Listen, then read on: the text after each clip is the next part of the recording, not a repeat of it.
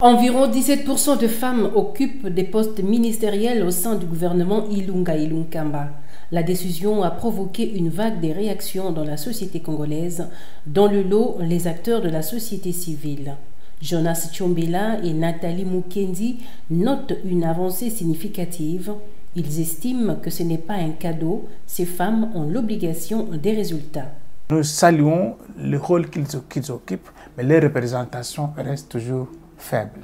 Le Premier ministre a consulté à un moment donné, là, il a donné le critérium qu'il fallait lorsqu'on faut présenter le candidat dans les gouvernements, mais la plupart d'entre elles n'ont pas encore eu à gérer dans les institutions de ce type-là. Elles partent sur base, elles partent favorites. Nous estimons qu'elles pourront maintenant faire le meilleur d'elles-mêmes. Et il y a des ministères qu'on a donnés pour la première fois aux dames.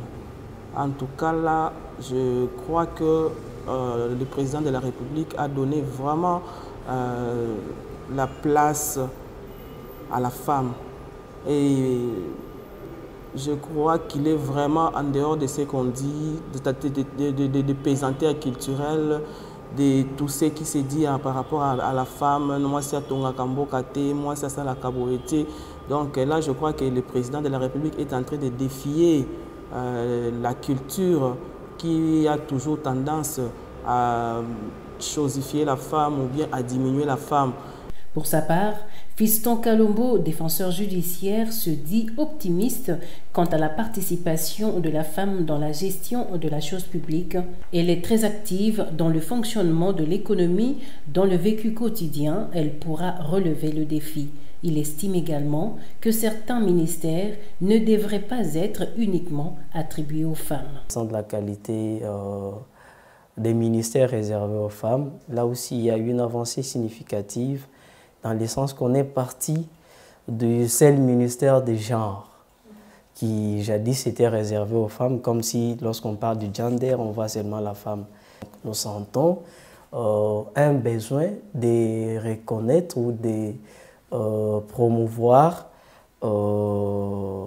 l'exercice ou l'accès à différentes charges d'État, aussi bien aux femmes qu'aux hommes. Parce que avant l'actuel gouvernement, la diplomatie était gérée par les hommes, mais actuellement, c'est une dame qui gère la diplomatie. Nous en avons une au niveau de l'économie.